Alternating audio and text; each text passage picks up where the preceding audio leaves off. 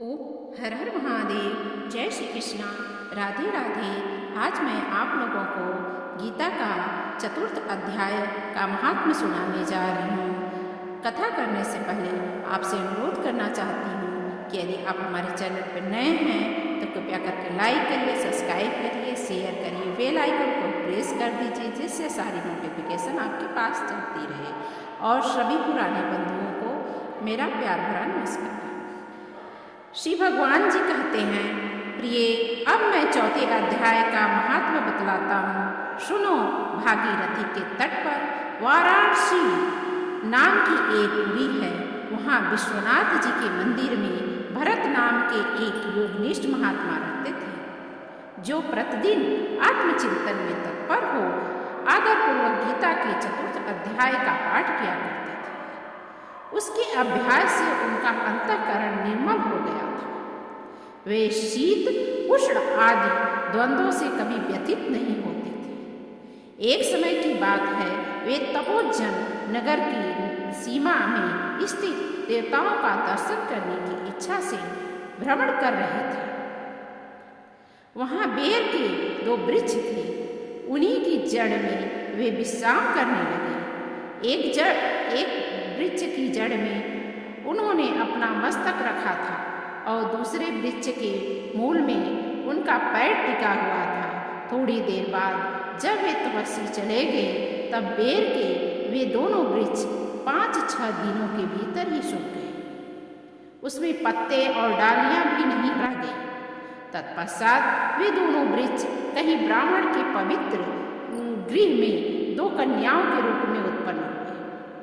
वे दोनों कन्याएं जब बढ़ करके 7 वर्ष की हो गई तब एक दिन उन्होंने दूर देशों में घूमने आते हुए भरत मुनि को देखा।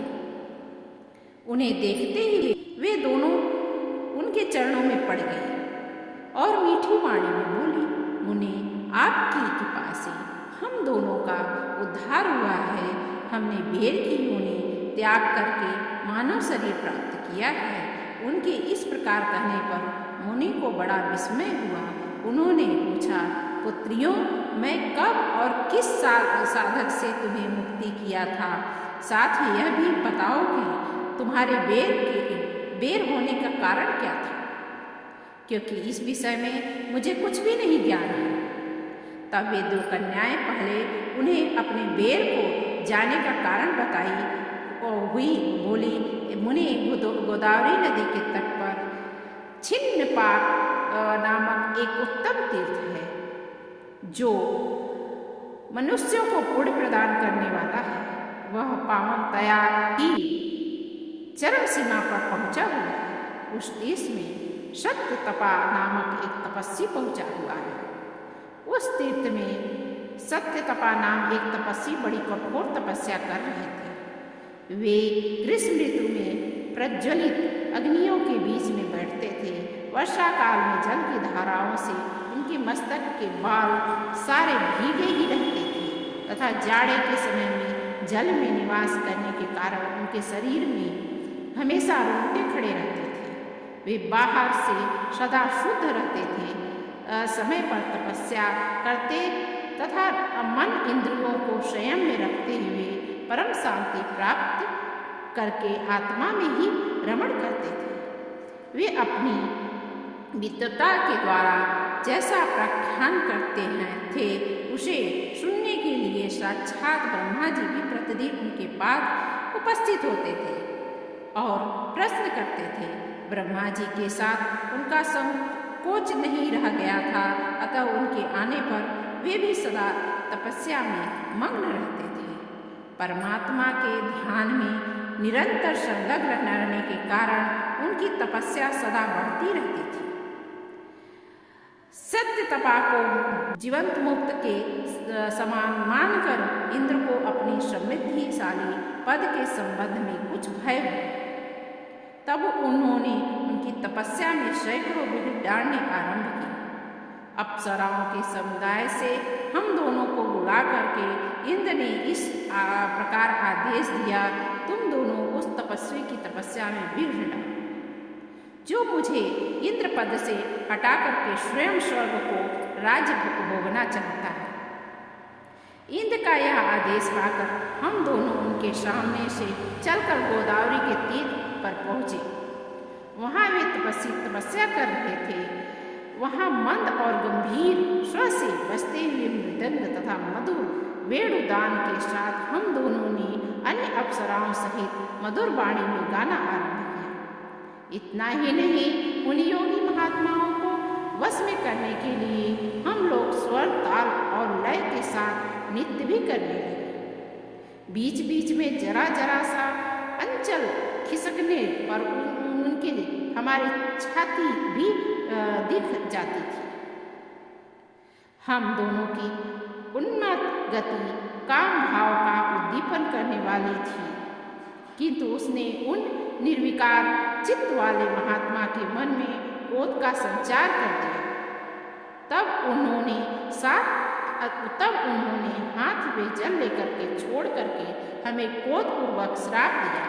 अरे, अब दोनों गंगा जी के तट पर बेर के वृक्ष हो जाओ।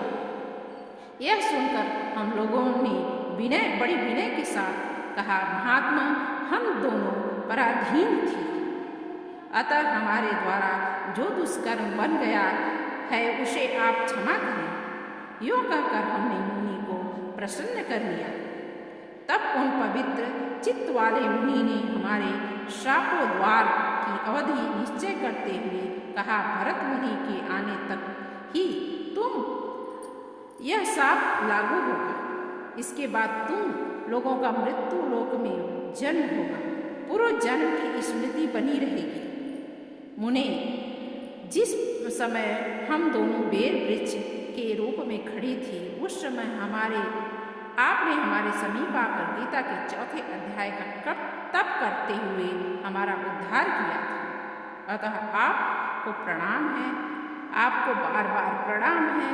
आपने केवल साप ही से नहीं, इस भयानक संसार से भी गीता के चतुर्थ अध्याय के पाठ द्वारा हमें मुक्त कर दिया। श्री भगवान कहते हैं, उन दोनों के इस प्रकार कहने पर मुनि बहुत ही प्रसन्न हुए। उनसे पूजित होकर विदा लेकर जैसे आए थे वैसे ही चले गए। वे कन्याएं भी बड़े आदर के साथ वहाँ प्रतिदिन गीता के चतुर्थ अध्याय का पाठ करने लगे, जिससे उनका भी उद्धार हो गया और जो वहाँ पे रहने वाले थे सभी का उद्धार हो गया। तो यह गीता का चतुर्थ अध्याय का महात्म्य कैसा लगा? अभी तो मैं आप लोगों को महात्म्य सुना नहीं रही हूँ, एक एक करके 18वां अध्याय के पहले महात्म्य सुनाऊंगी, फिर उसके बाद में आपको 18वां अध्याय का संस्कृत और हिंदी में आपको उसका अर्थ सहित पाठ सुनाऊंगी। इससे आपकी जो मनोविकार होंगे वो सब दूर हो जाएंगे और में घर में शांति का वास होगा, सुख समृद्धि आएगी और यहाँ ही नहीं, आपको मोक्ष की प्राप्ति होगी। अभी तो नहीं, जब आपकी उम्र पूरा हो जाएगी तो आपको बाद में भी एक गीता आपका साथ देगा।